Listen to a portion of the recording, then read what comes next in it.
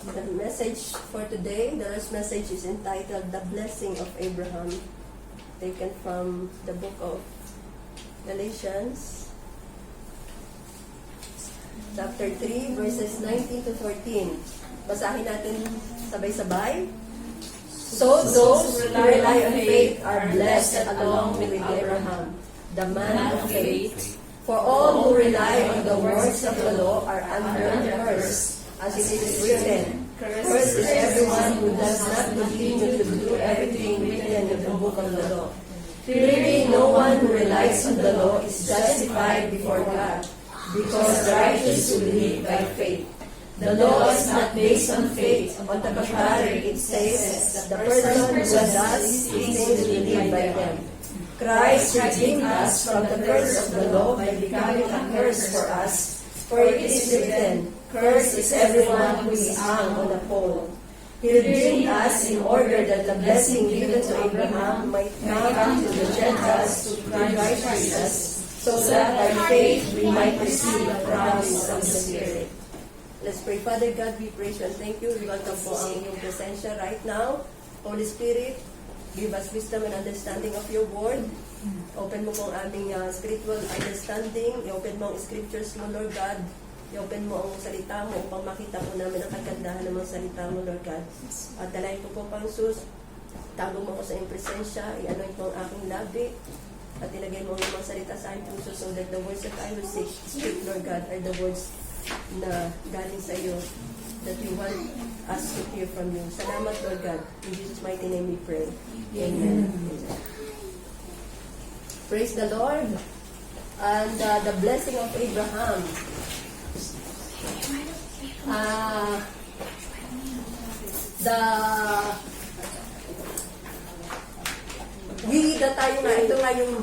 We are the children of God. Tayo po na nakipag-isa na sa Panginoong Jesus. The Bible says tayo daw ang the most blessed people. At ito yung katotohanan. Tayong lahat na nakipag-isa sa Panginoong Jesus are the most blessed people on the face of the earth. Tayong lahat. Tayo ay ang ating pakikipag-isa sa Panginoong Jesus ay pinagpala tayo ng Panginoon. Kung paano si Abraham ay pinagpala ng Diyos. Di ba si Abraham is nakita natin, God, si Yahweh, ay nakipagtipan kay Abraham at binigyan siya ng pangako. At ito ang pangako na ito dahil sa pagsunod sa pananampalataya, dahil sa pananampalataya ni Abraham at sa kanyang pagsunod sa Diyos, siya ay pinagpala ng Panginoong Jesus. At ang pagpapala ng Panginoong Jesus, pagpapala ng Diyos na pinronounce ni God the Father kay Abraham, ito'y umepekto sa buong mundo. Kaya one of the promises, doon sa 7-fold na promises ng Diyos kay Abraham, sabi niya dito sa Galatians 3 verse assist wala dito sa unahan. Yung sinabi ng Panginoon na and all the nations will be blessed through you.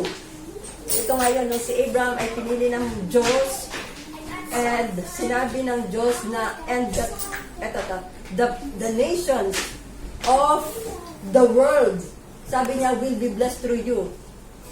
What more, the scriptures look forward to this time when God would make the Gentiles right in His sight because of their faith.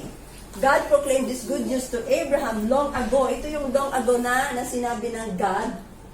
Noong ang tinawag niya si Abraham, sabi niya, lisanin mo ang iyong bayan, pumunta ka sa lugar na pagdadala ko sa iyo, gagawin ito isang malaking bansa, kita ipagpapalain. Ang sabi ng Panginoong Sus, ang pagpapala dahil sa iyo, ang lahat ng bansa ay pagpapalain ko sa pamagitan mo.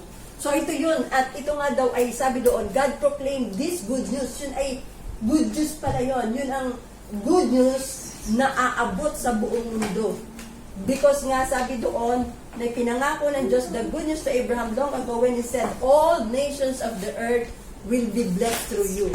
Lahat daw ng bansa sa mundo ay pagpapalain sa pamagitan ni Abraham. At kailan natupad ang pagpapala na yon? It came, ito'y na-fulfill nung si Jesus Christ, who is descendant of Abraham, the Messiah, Jesus Christ the Messiah, ay nagkatawang tao, upang ang lahat ng bansa sa mundo ay magkaroon ng kaligtasan. To anyone who will receive Jesus Christ, lahat ay tatanggap ng kaligtasan. So tayong lahat is truly na kay Kristo are the blessed people. We are blessed. Kung paano nga si Abraham ay pinagpala ng Diyos, tayo rin naman ay pinagpala na. Pero yun nga lang, minsan kulang tayo ng tunay na pagkakaalam.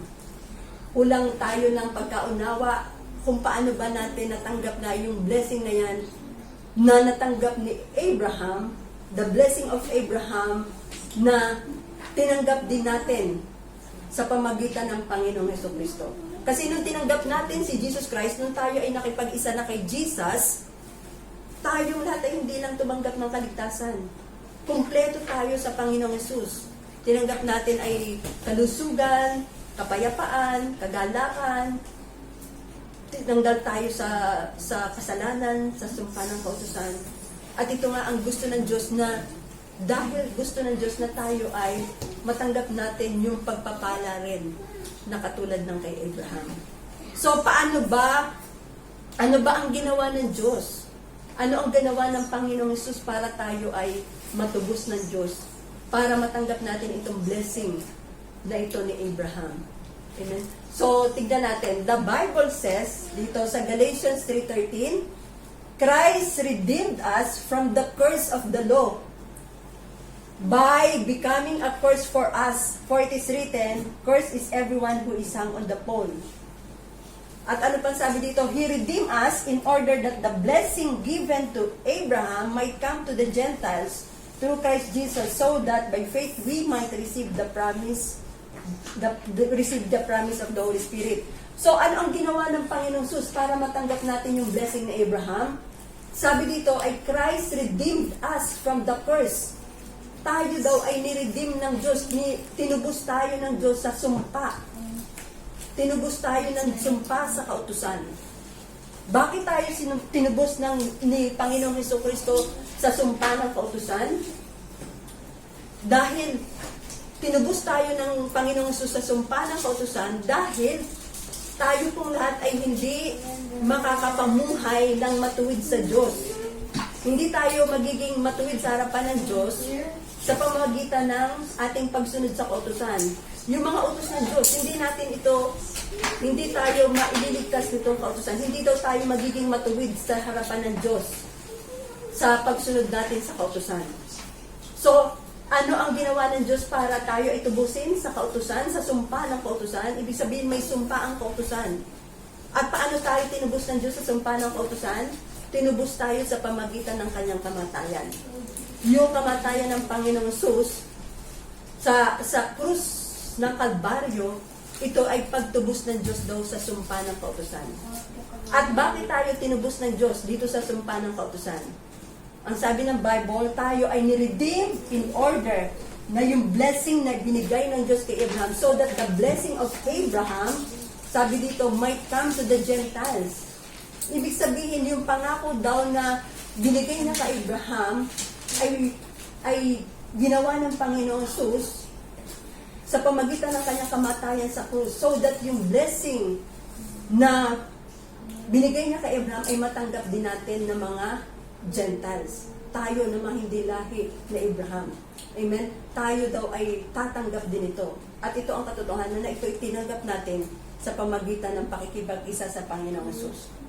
So, dito makikita natin na kung tayo ay susunod lang sa kautusan, hindi tayo maliligtas sa pamagitan ng kautusan. At kapag tayo ay sumunod lang sa kautusan nang wala tayong pananalig sa Panginoong Hesus, hindi natin matatanggap ang banal na Espiritu. Kasi ang sinasabi doon, sa pamagitan ng Panginoong Hesus, kapag tayo daw ay nakipag-isa na sa Panginoong Hesus, when we believe and accept Jesus Christ as our Lord and Savior, darating sa atin ang banal na Espiritu. So sa pamagitan ng ating pakikipag-isa sa kay Jesus Christ of Nazareth, we will receive the promise of the Spirit.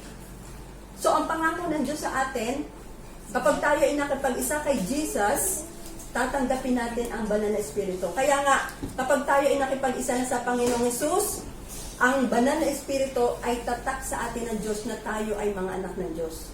Amen? So, kapag tayo ay, tingnan nyo, ang kautusan kasi, sinasabi dito, kung tayo ay susunod lang sa kautusan, pero wala tayong pananalig sa Panginoong Hesukristo, hindi tayo magiging matuwid sa harapan ng Diyos. Kasi nga, ang pagsunod sa kautusan ay merong sumpa. Merong sumpa ang pagsunod natin sa kautusan. Ano ba yung sinasabi na pagsumpa sa kautusan? Sabi dito, in James 2 verse 10, for whoever keeps the whole law and yet stumble at just one point is guilty of breaking all of it. So sabi doon, ito ang sumpa ng kautusan. Alam natin ang kautusan, di ba? Makikita natin yan sa Bible, kahit na yung 10 commandments sa Panginoon, huwag kang mangangalunya, huwag kang papatay. Sabi doon, at marami pang kautusan, batas ng Diyos ay binigay niya. Pero may sumpa sa kautusan. Kasi nga daw sinasabi ng Bible na kung tayo raw ay mag-stumble sa isa, whoever keeps the law and that stumble at just one point, kung tayo daw ay sumablay sa isang kautusan man lamang, kahit tinutupad natin ang iba, tayo ay guilty na rin. Guilty na tayo. Hindi tayo ligtas. Tayo ay guilty of breaking all of it. So, isang kautusan lamang ang i-break natin, tayo daw ay nagbe-break na sa lahat ng kautusan ng Diyos. Tayo ay guilty na sa lahat sa kasalanan. Guilty na tayo. Kaya ito ang sumpa ng kautusan. Tayong lahat ay guilty. Ibig sabihin, walang kaligtasan sa kautusan. Kasi nga, ang sumunod ka lamang, ang isang pagsuway mo lamang sa Jesus kay God, ay ipagsuway mo na yun sa lahat. Pagsuway mo na sa lahat. So, ibig sabihin, walang kaligtasan sa pagsunod sa kautusan. So, paano tayo tinubos ng Diyos? Paano tayo tinubos ng Diyos sa sumpa ng kautusan? Ang pagtubos ng Diyos sa atin sa sumpa ng kautusan ay noong ang Panginoong Hesus ay namatay sa krus ng Kalbaryo. Dito niya ipinadama ang kanyang pag-ibig sa atin noong ang ating kasalanan ay dinala ng Panginoong Hesus sa kanyang katawan. Amen? Kaya yung pagpapapako sa krus, ang pagpapako sa krus ay ito ay sumpa para sa taong makasalanan. Kaya sinasabi ng Bible, di ba? Curse is those who hang on a pole. Kasi nga, ang pagpapapako sa krus, ito ay sumpa para sa taong makasalanan. And si Jesus Christ ay wala siyang kasalanan. Pero siya ang dala ni Jesus Christ ay yung kasalanan natin. Kaya si Jesus Christ ay namatay sa krus para tayo ay tubusin sa sumpa ng kautusan. Amen? Walang kasalanan si Jesus, pero ang dinala niya ay kasalanan natin, kaya He was hung on the pole, He was hung on the tree, so that yung sumpa ng kautusan, tayo ay mapalaya at matubos sa sumpa ng kautusan. Kaya makikita natin na nung si Jesus Christ ay namatay sa krus, maunawa natin lalo ngayon na kaya pala namatay si Jesus Christ, ang kanya palang kamatayan ay hindi sa pamagitan ng baril, ang kanyang kamatayan pala hindi sa pamagitan ng tabak, kundi ito ay dahil sa pamamagitan ng kamatayan niya sa krus, dahil nga ang sumpa ng kautusan ay kinuha ni Jesus Christ.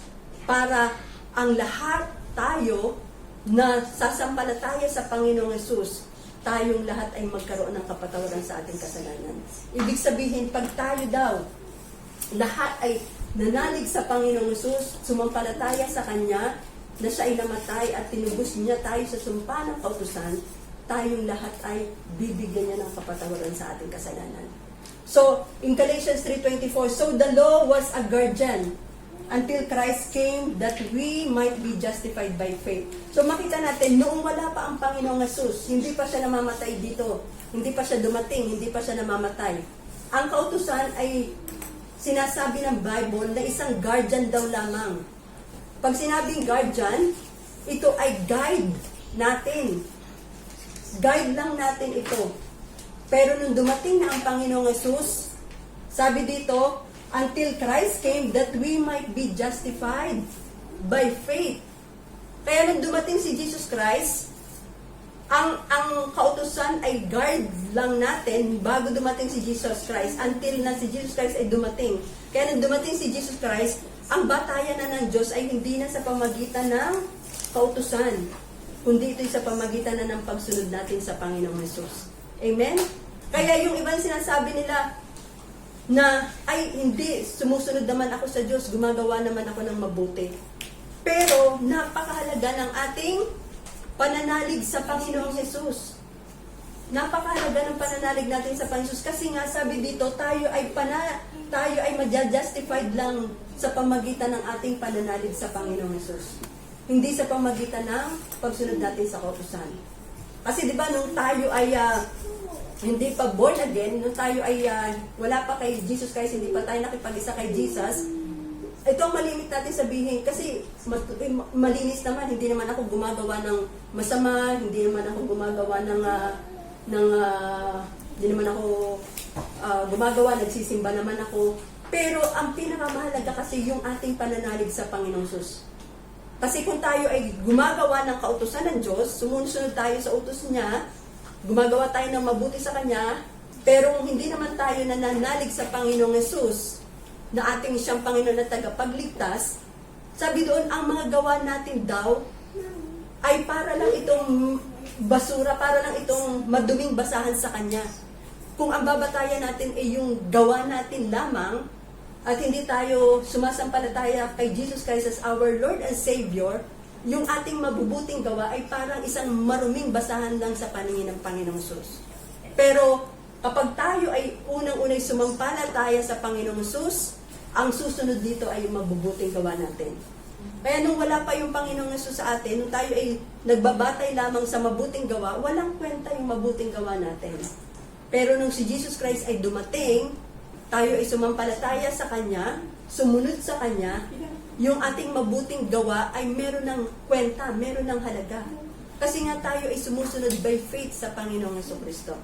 Amen? So nakita natin na sa pamagitan ng ating pagsunod, ang unang-una ay kailangan nating sumampalataya sa Panginoong Hesus.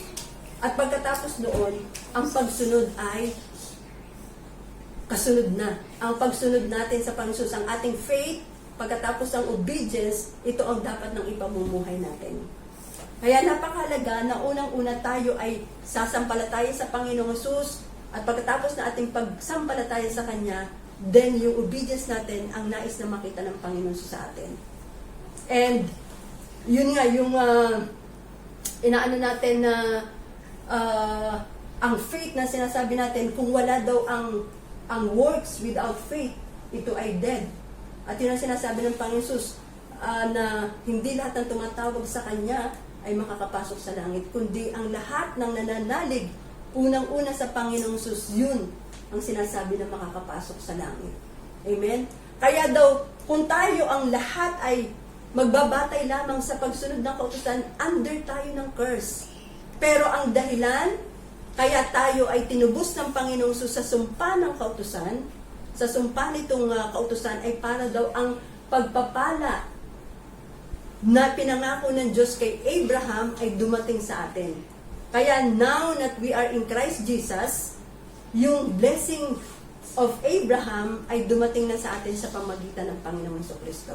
Amen? The blessing of God, sinasabi ng Panginoon Hesus, so that God redeemed us from the curse of the law, so that the blessing na binigay niya kay Jesus, kay Abraham, will come upon the Gentiles. So napakahalaga kasi nga kung hindi tayo sasampalataya sa Panginoong Hesus, hindi natin matatanggap ang lahat ng pagpapala na yon. Pero ang good news is, nung tinanggap natin si Jesus Christ as our Lord and Savior, tayong lahat ay tumanggap ng pagpapala. Tayo ay pinagpala ng Diyos. Kumpleto ang pagpapalang tinanggap ng Panginoong Hesus. Ang pinagbinigay ng Panginoong Hesus sa atin. Amen? Kaya nung ang Panginoong Hesus ay dumating na, now that this faith has come, we are no longer under guardian. Tayong lahat daw ay wala na sa ilalim ng kautusan, tayo nasa ilalim na ng biyaya at pagpapala ng Diyos. Kaya sinasabi ng Panginoon Hesus, for God so loved the world.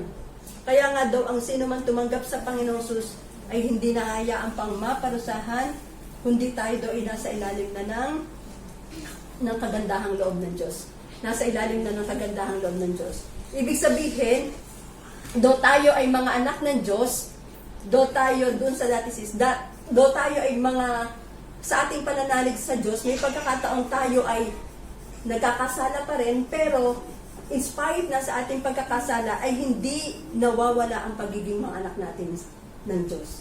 Because nga, sa pamagitan ng Panginoong Jesus, tayo ay tinubos na at tayo ay tinaging mga anak na ng Diyos. So sa ating pakikipag-isa sa Panginoong Jesus, ano ang ginawa niya? Tinubos niya tayo sa sumpa ng kautusan. Dahil sa sumpa ng kautusan, walang kaligtasan. Hindi maliligtas ang tao sa kautusan. Walang makakasunod totally sa batas ng Diyos.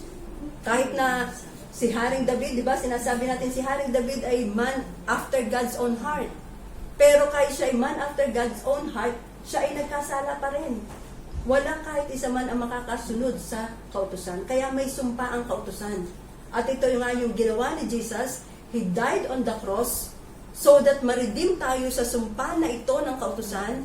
At pagka tayo ay na-redeem na ng Panginoon sa sumpa ng kautusan, ang banal na Espiritu ay tatanggapin natin sa pamagitan ng Panginoon. Ang banal na Espiritu, ang katibayan na tayo'y mga anak na ng Diyos. Kaya ang pagpapala ng Diyos ay tinanggap na natin through sa kamatayan ng Panginoong Jesucristo. Amen? He redeemed us. Kaya ang sabi ng Panginoong Jesus, di ba? Galatians 3:26, so in Christ Jesus, you are all children of God through faith. Ito sinasabi ni Lord, tayo daw ay mga anak na ng Diyos. Tayo ay mga lahi na Abraham. Yung sinasabi ng Diyos, ang tunay na mga lahi na Abraham ay yung nakipag-isa na kay Kristo. At ang lahat na nakipag-isa kay Kristo ay kasama na sa pangako ng Diyos. Kaya, napakaganda talaga ng ginawa ng Panginoon sa buhay natin.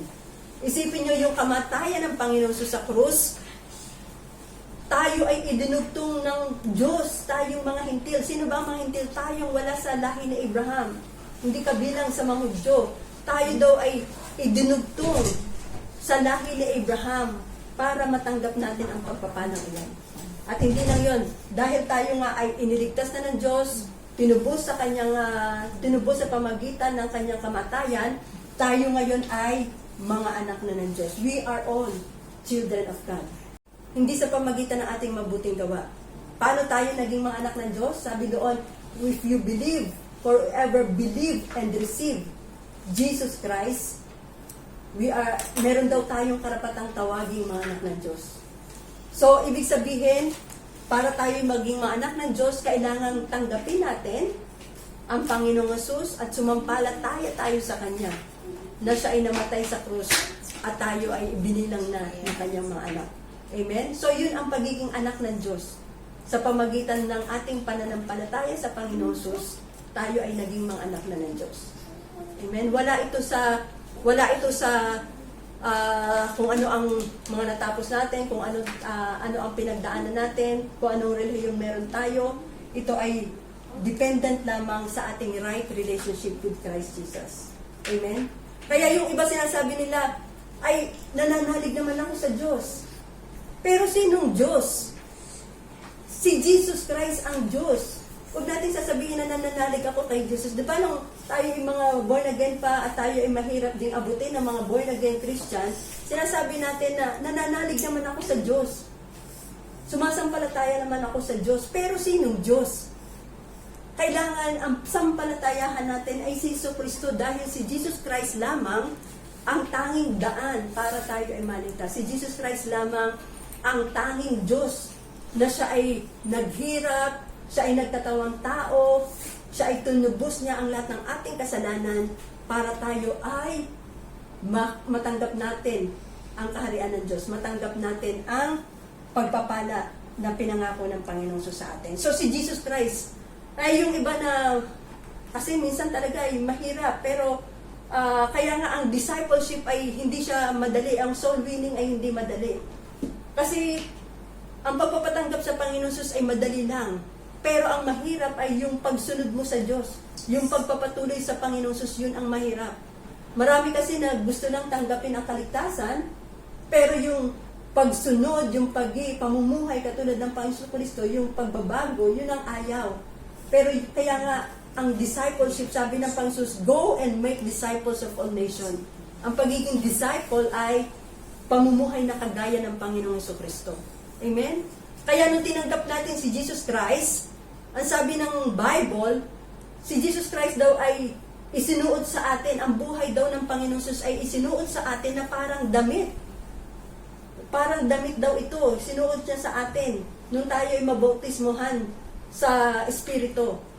At kaya kapag tayo ay lumalapit sa Diyos Ama, hindi na tayo ang nakikita ng Ama sa atin, kundi yung si Jesucristo, kasi nga isinuot na daw ang buhay ng Panginoon Jesus sa atin. Kaya pag tayo tumanggap sa Panginoong Jesus, sinasabi sa Biblia na ang ating life ay si Jesus. Kaya yung buhay ni Jesus Christ ay nasa atin. I no longer live, but Christ lives in me. Amen? Kaya yun ang pinakamagandang ginawa ng Panginoon sa atin. Tayo ay hindi na nabubuhay, kundi yung buhay ni Jesucristo ang tinanggap natin, na parang damit nga daw itong isinuot sa atin. Amen? Kaya tayo ay naging matuwid na sa harapan ng Diyos.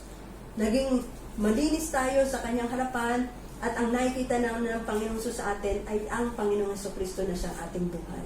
Amen? Kaya napakahalaga ang ating pananalig sa Panginoong Jesus. Our faith in Christ Jesus ang magdadala sa atin sa langit, hindi yung pagsunod lamang sa kautusan. Kasi nga, may sumpa sa kautusan. Pero the good news is, tinubos tayo sa sumpa na ito, at now we are children of God, at yung the blessing of Abraham ay tinanggap na natin. Amen? Pinagkaloob na ito ng Diyos sa atin. So, nakita natin ang life ni Abraham. Si Abraham, sabi dito, in Genesis 24 verse 1, Abraham was now very old, and the Lord had blessed him in every way. Kita nyo ang life ni Abraham? Sabi dito, Abraham was now very old, and the Lord had blessed him in every way. Pinagpala si Abraham sa lahat ng bagay. At ito din ang nais ng Diyos na matanggap natin, na tayo ay tunay na mapagpala ng Diyos sa lahat ng area ng buhay natin. Kaya kahit si Abraham ay matanda na, si Abraham ay punong-puno ng pagpapala ng Diyos. Dahil ang gusto naman ng Diyos sa atin ay tayo ay sumunod sa Diyos, at sa ating pananalig at pagsunod sa Diyos, matanggap natin ang pagpapala na kagaya ni Abraham. Kung paano pinagpala si Abraham, tayo rin naman ay tatanggap ng kanyang pagpapala. Amen? So, ito nga yung ginawa ng Panginoong Jesus. Kaya si Jesus Christ, bago pa siya dumating, di ba? Pinrophesy na siya ni Prophet Isaiah. At ito nga si Prophet Isaiah, sinabi niya sa book of Isaiah chapter 53, na tinawag niya itong si Jesus Christ as the suffering prophet. Na bago pa lamang dumating si Jesus, Prophet Isaiah prophesied na ito nga daw si Jesus Christ ay magsasuffer. Siya ay tatanggap ng lahat ng hirap, lahat ng kirot. At kung mababasa natin sa Isaiah 53 verse 4 to 5, sabi ni Prophet Isaiah, dahil sa ating mga kasalanan, siya ay nasugatan. Siya ay binugbog dahil sa ating kasamaan. Ang lahat ng pahirap na tinanggap niya ay para sa atin. Sabi ni Prophet Isaiah, tayo raw ay gumaling dahil sa kanyang mga sugat. At ito ang ginawa ng Panginoong Hesus. Tayo ay, siya ay nagdanas ng lahat ng hirap, siya ay ipinako sa krus, at ang dahilan na tinis ni Jesus Christ ang lahat ng mga sakit at hirap na ito ay upang tayong mga hintil ay idugtong niya kay Abraham. Amen? Para tayong lahat ay idugtong niya. Ang lahi ng mga hintil, tayong mga wala sa hindi kabilang sa lahi ni Abraham, ay maidugtong tayo doon sa lahi ni Abraham. Kaya napakaganda ng ginawa ng Panginoong Jesus sa buhay natin. Amen? Tayong lahat ay idinugtong. At noong si Kristo, noong si Jesus Christ ay namatay, noong si Jesus Christ ay namatay sa krus, ang pagpapala ay dumating na sa atin. So merong exchange na naganap sa krus. Ano ba ang mga exchange na yan? So nakita natin na si Jesus Christ was crucified, He died on the cross, tiniis niya ang lahat ng hirap at sakit na kanyang tinanggap. Siya ay hinampas, siya ay binugbog, at nakita natin ang dugo ng Panginoon Jesus, ito ay dumaloy sa kanyang katawan upang ang ating daw kasalanan ay malinis sa pamagitan ng dugo niya. Without shedding of the blood, sabi doon, without shedding of the blood, we cannot be cleansed. Ito'y sa pamagitan lamang ng dugo. Kaya ang kaligtasan natin ay pinadali ng Panginoong Hesus. Hindi na sa pamagitan ng kautusan, kundi sa pamagitan na ng pananampalataya sa Panginoong Hesus. At habang tayo sumasampalataya sa Diyos, natututo tayong sumunod sa Pansus. Kaya yung revelation na talagang yung ginawa ng Panginoong Hesus sa krus, napakalaki ng kapangyarihan na yun, na kailangan natin palaging pagbulay-bulayan yung ginawa ni Jesus Christ sa krus. Kasi yun ang tagumpay natin eh. Without Jesus Christ na namatay sa krus, hindi tayo magiging tagumpay sa ating buhay. Wala tayong kaligtasan. Wala tayong buhay na walang hanggan. So, now, tingnan natin, the blessing that we have received noong si Jesus Christ ay namatay sa krus. Ano ang tinanggap natin? Merong exchange na naganap sa krus nung siya ay namatay. Unang-una, ito yon, death to eternal life. Nung si Jesus Christ ay namatay sa krus, tinanggal niya na ang from death tayo ay binigyan ng eternal life. In 2 Timothy chapter 1 verse 10, sabi dito, but has now been revealed by the appearing of our Savior, Jesus Christ, who has abolished death and brought life and immortality to light through the gospel. Amen. So ano ang pinagkaloob sa atin ni Jesus Christ? Nung siya ay namatay sa krus, tinubos niya ang sumpa ng ating kasalanan. Nung natubos na tayo sa sumpa ng kautusan, unang-unang binigay sa atin ay pinagkalooban tayo ng life. Kasi ang tatanggapin natin ay death, kamatayan, bunga ng ating kasalanan. Pero ang sabi ng salita ng Diyos, si Jesus Christ daw ay inabolish niya ang death. He canceled death, inabolish niya ang death, at binigyan niya tayo. He brought life and immortality in light of the gospel. So meron tayong buhay na walang hanggan. Kaya ang buhay na walang hanggan ay nasa Panginoong Hesus lamang. Nasa Kanya lamang. Kasi si Jesus Christ ay eternal. Wala siyang simula, wala siyang wakas. Pag tinanggap natin si Jesus Christ, meron din tayong eternal life. Wala tayong kamatayan. And though tayo man ay mamatay, anong sabi ng Diyos? Muli tayong bubuhayin ng Diyos. Kaya wala nang kapangyarihan ang kamatayan sa lahat ng mga anak ng Diyos. Amen? Yung mga naunang natulog kay Jesus, they will be raised up to life.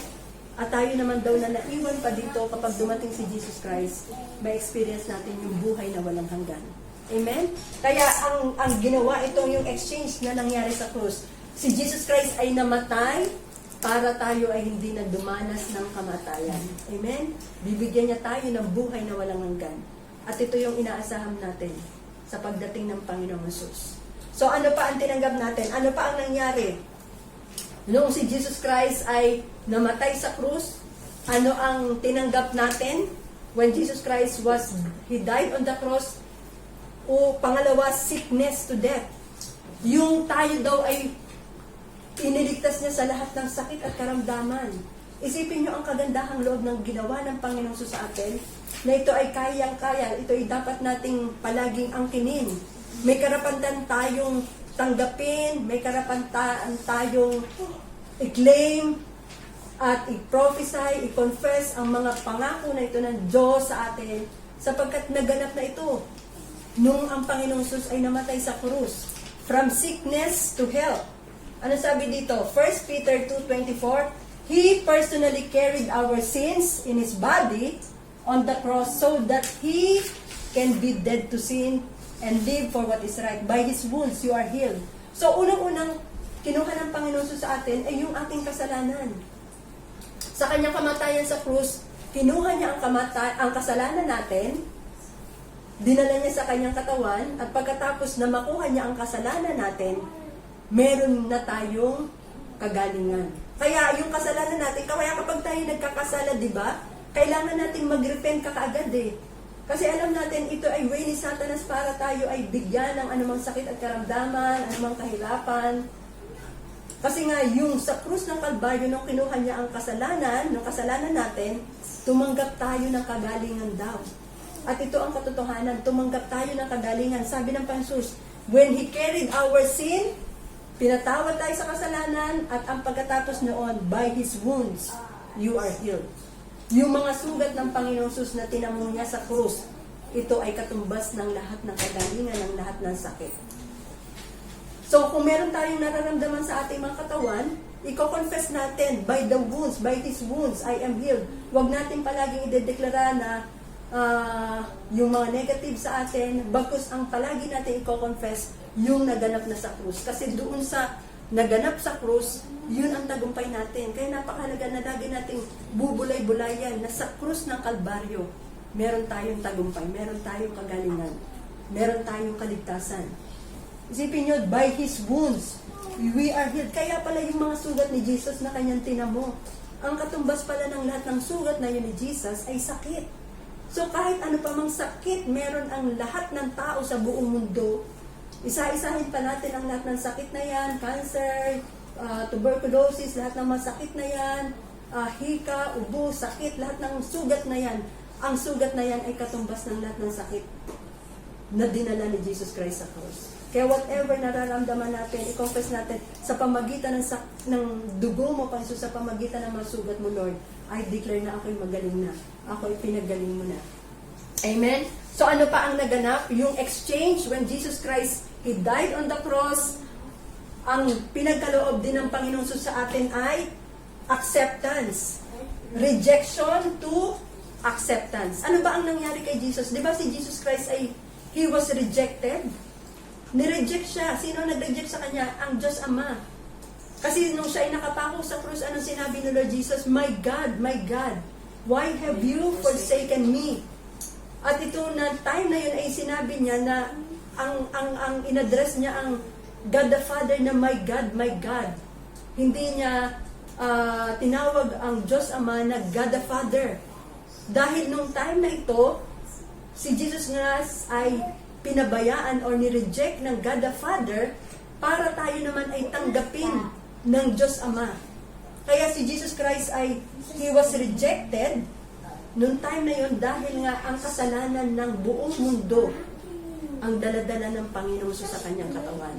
Kaya kung si Jesus Christ, noong time na yun, though wala siyang kasalanan, ang dala niya ay kasalanan ng buong mundo, ni-reject siya ng God the Father for time being, so that tayo naman, when we accept, when tayo ay nanalig sa Panginoon Jesus, tumanggap sa Kanya, nanalig sa Kanya as Lord and Savior, tayo naman daw, we are accepted in the Beloved. We are accepted in Christ Jesus, the Beloved. Kaya sabi dito, praise be to God, to the praise of the glory of His grace, by which He made us accepted in the Beloved.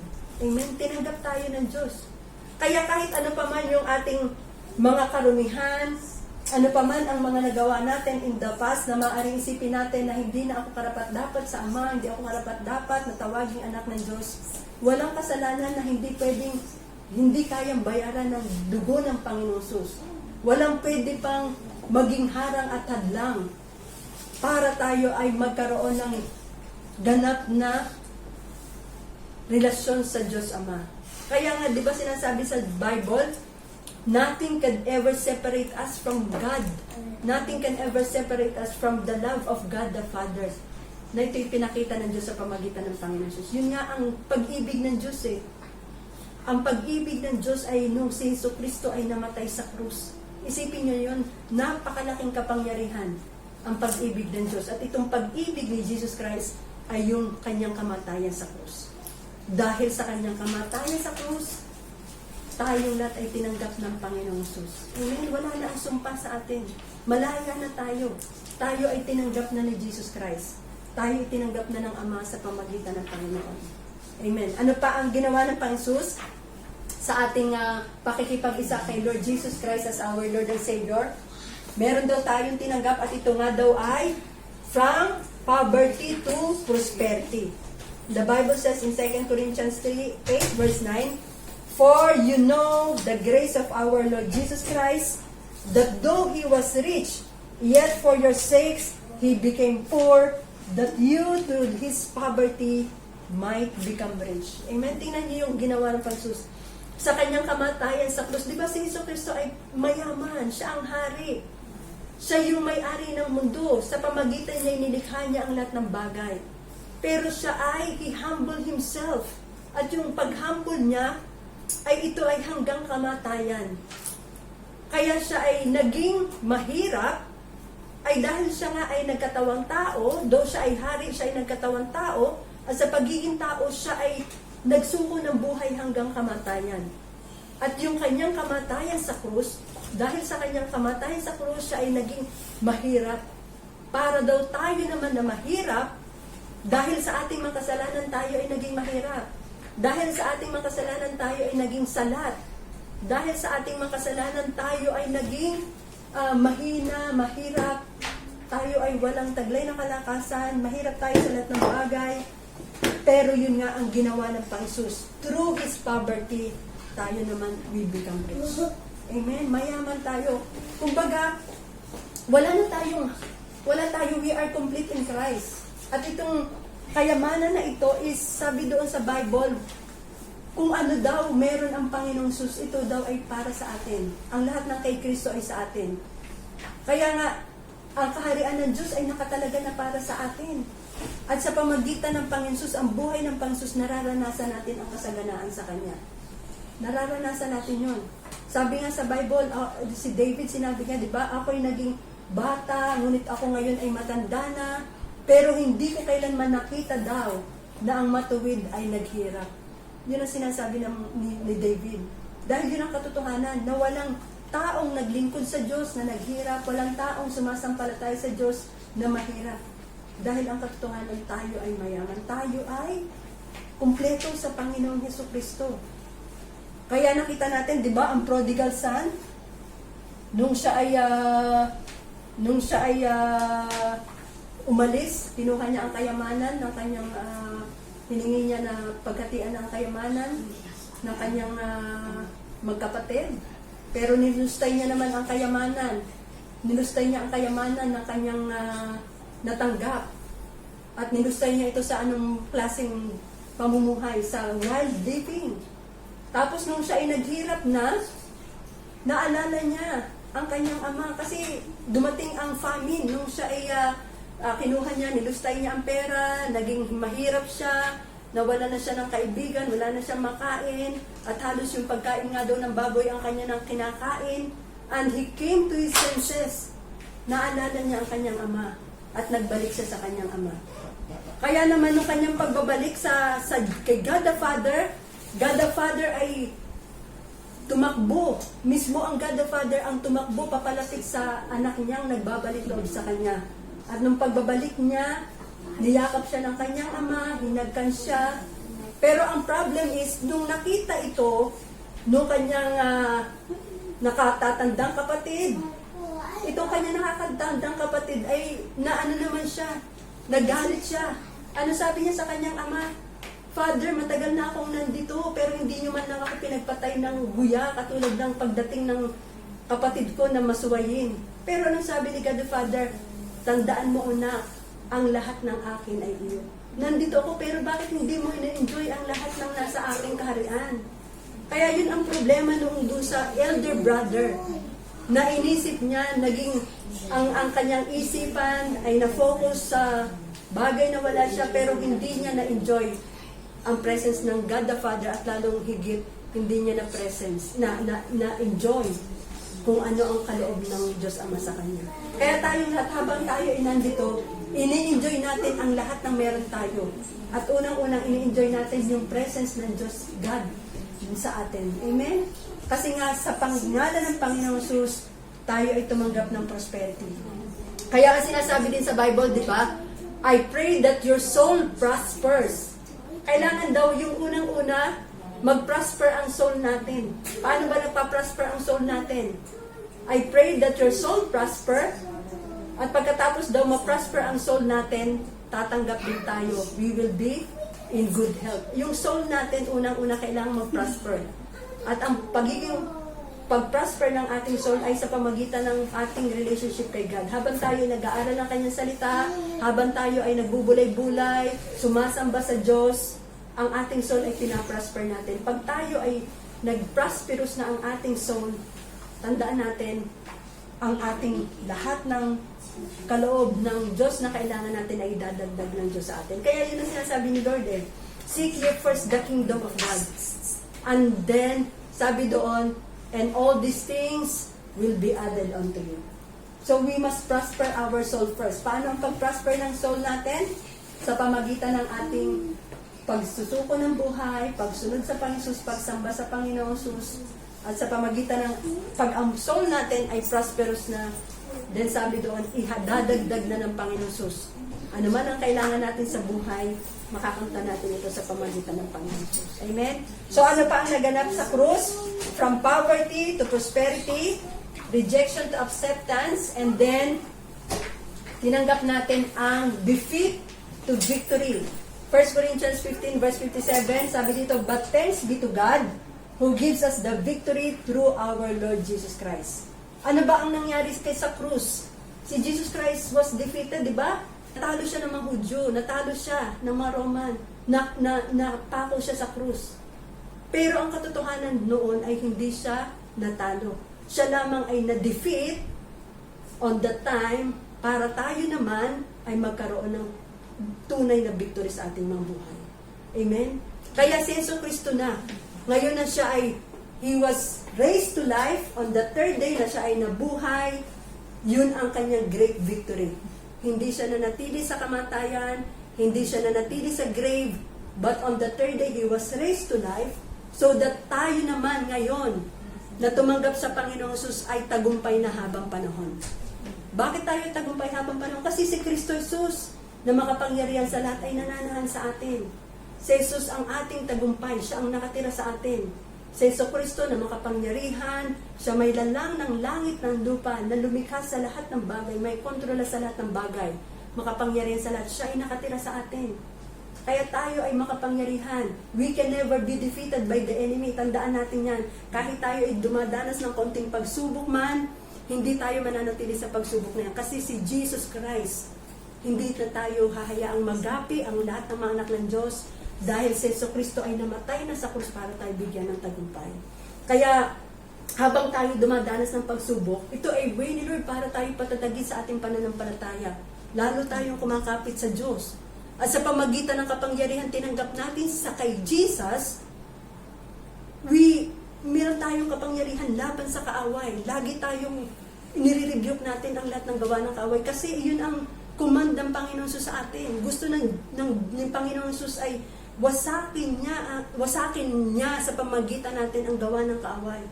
Dahil nga meron na tayong power and authority. At sa pamagitan ng kapangyarihan na tinanggap natin, we can command the devil to get out, we can command the sicknesses to get out, we can command lahat ng mga mawawasak natin ang lahat ng gawa ng kaaway na umaalipin sa atin. Kaya napakahalaga na alam natin ang victory na tinanggap natin. At palagi natin gagamitin yung authority na meron tayo sa pangalan ng Panginoong Jesucristo. Amen? Hindi lang tayo mag-prayer ng katulad ng prayer na mga prayer of persistent or mga prayer of request, kundi ang panalangin ng Panginoon ay kakaiba eh. When Jesus Christ ay nagpagaling siya sa mga sakit, tandaan natin, di ba? Si Jesus Christ ay hindi lang niya sinabing, be healed in the name of Jesus. Hindi niya lang sinabing, gumaling ka, kundi inuutusan niya. Inuutusan niya ang sakit na lumayas. Ginagamit niya ang authority. Dahil nga tayo ay victorious forever, ganun din ang itinuturo ng Diyos sa atin, that we must use our authority para wasakin ang lahat ng gawa ng kaaway. We must rebuke. Kailangan nating i-command or anong tawag dito, kailangan nating wasakin. Kailangan nating utusan. Kailangan nating sirain ang mga plano at mga gawa ng kaaway sa buhay natin. Because now we have the authority in the name of Jesus Christ of Nazareth. Lagi nating gamitin ang power and authority natin. Kasi yun ang, in the New Testament, makita natin talaga how Jesus Christ ginamit niyang authority niya. Amen? He rebuked the wind, He rebuked the storm. So, ganun din ang gagawin natin sa ating mga buhay. Amen? Ano pa ang tinanggap natin? When Jesus Christ died on the cross, from bondage to freedom. Ano ba ang bandage? Di ba ang bandage ay nakagapos? Kapag bandage ka, wala kang lakas, wala kang nakatali ka. Ikaw ay slave. Pero sabi sa Bible, from bondage to freedom. Nung si Jesus Christ was napako sa krus, nakatali ang kanyang mga paa, he was in bondage, ito ay naganap para tayo ay magkaroon ng freedom. Kaya in Galatians 5:1, sabi dito, it is for freedom that Christ has set us free. Stand firm then, and do not let yourselves be burdened again by a yoke of slavery. Amen? Si Jesus Christ ay nakagapos siya. Pero tayo, yun din ang kalalagayan natin spiritually nung wala pa tayo kay Christ. Tayo ay may talikala. Tayong lahat ay nakagapos ang mga paa natin, mga kamay natin para hindi tayo makasunod kay Christ. Slave tayo sa kasalanan noong wala pa tayo kay Christ. Kaya nga, nung dumating na si Christ sa atin, doon na tayo nakakasunod sa Panginoong Hesus. Sa pamagitan ng ating relasyon kay Jesus, tayo ay nagkakaroon na ng power, nagkakaroon tayo ng lakas by the power of the Holy Spirit para makasunod kay Jesus. At ito ang ginawa ni Christ Jesus. He has set us free. He has set us free. Kaya tayong lahat ay malaya na hindi na tayo alipin ng kasalanan. Dahil nga si Kristo ay yung divine nature, yung substance si Jesus, yung kanyang presence ay nasa atin. Do tayo ay, minsan nga nagkakasalas tayo, pero lagi tayong bumabalik kay Jesus Christ. Pinalaya na tayo, tinubos na tayo ng Diyos sa ating mga kasalanan. At tayo, for freedom, ay binigyan na ng Panginoon ng freedom. Amen? Amen. At ano pa? Punishment to peace. Ano ba yung punishment? Romans 5 verse 1, therefore, since we have been justified through faith, we have been peace with God through our Lord Jesus Christ. So, paano tayo napawalang sala? Sa pamagitan ng faith. At ano ang naganap sa krus? Punishment. Si Jesus Christ ay pinanish. Siya ay tumanggap ng lahat ng bugbog, ng sakit, ng punishment. At tayong lahat na dapat tumanggap ng punishment ay tinanggap ni Jesus ang punishment na yon. Kaya nung si Jesus Christ was punished on the cross, ang tinanggap naman natin ay peace. Kaya yung napakalaki ng dapat natin talagang ipagpasalamat sa Diyos. Kaya yung talagang revelation ng kanyang ginawa sa krus, ito ay talagang napakalaki. Kaya kapag hindi natin naunawaan yung ginawa ng Panginoon sa krus, hindi natin talaga maunawaan ang kaligtasan, hindi tayo maglilingkod sa Diyos, hindi natin siya mababaw lamang ang ating relasyon sa Kanya. Pero kapag naunawaan natin yung mga ginawa ng Panginoon sa krus ng Kalbaryo, magkakaroon ng lalim ang ating relasyon sa Diyos. Isipin natin na yung punishment na dapat sa atin, si Jesucristo ang tumanggap. Sabi doon, hindi nahahatulang maparusahan pa ang sinumang nakipag-isa na kay Kristo, kundi ang pinagkaloob niya na sa atin na ay kapayapaan. Kaya nung tayo ay tumanggap kay Christ, dati tayo ay mga kaaway ng Diyos. Pero ngayon na si Jesucristo ay tinanggap natin, we have peace with God and we have peace from within. Kasi dati nga kaaway tayo ng Diyos dahil sa ating mga kasalanan. Si Jesucristo ay galit. Siya ay wala tayong peace noon. Pero now, payapa tayo sa Diyos, meron tayong peace, ang ating relationship kay God, the Father, through Jesus Christ, meron tayong peace. At ang tinanggap natin sa ating mga puso ay kapayapaan. Yung kapayapaan na hindi kayang bayaran ng kahit anong salapi, hindi natin makikita ang kapayapaan na ito kahit kaninong tao, hindi natin makukuha ang kapayapaan na ito sa kahit ano pa mga na-achieve natin sa buhay na ito. But the peace that comes from Christ Jesus when we accept Him, ito yung tinanggap natin. Amen? So, meron tayong tunay na kapayapaan sa Panginoong Jesucristo. Amen? So, napakahalaga ng ginawa ng Panginoon sa atin. So, yung kamatayan ng Panginoon sa krus, tinubos niya tayo sa sumpa ng kautusan. Wala na tayo sa ilalim ng sumpa ng kautusan. Tayo ay nasa ilalim na ng kagandahang loob ng Diyos. Kaya now, ini-enjoy natin ang lahat ng biyaya na tinanggap ni Abraham. Ito'y nakarating na sa atin. Amen? Kaya ang Panginoong Jesus, nagdidemand siya sa atin. Ano ang demand ng Panginoon Jesus? Love the Lord your God. Unang-unang command ng Panginoon Jesus sa atin ay love the Lord your God with all your heart, with all your mind, with all your soul, with all your strength. At pagkatapos daw, mahalin natin ang ating kapwa. Kasi nga nagdidemand siya na mahalin natin siya. Bakit siya nagdidemand na mahalin natin ang Diyos? ng buong katauhan natin, ng buong ating kaluluwa at isipan. Dahil namatay siya sa krus. Binayaran niya ang lahat para tayo'y kanyang iligtas. Kaya may karapatan siyang magdemand sa atin na mahalin natin ang Diyos. Kaya naman, kung naunawaan natin na napakalaki ng ginawa ng Panginoon sa krus ng Kalbaryo, ano pa ang ating ipapalit sa Diyos? Ano pa ang ating gagawin kundi ang maglingkod sa Kanya, sambahin siya, pasalamatan natin siya habang tayo nabubuhay. Wala na tayong kailangan pang gawin kundi ang Kanyang kaluwalhatian, ang Kanyang presensya, ang hanapin natin sa ating buhay. Habang may pagkakataon tayo ngayon, napakapalad natin that God has given us this grace, that God has given us this life in Christ Jesus. Kaya tayong lahat daw ay tumanggap na ng biyaya at pagpapala na tinanggap ni Abraham. So, ano sabi doon?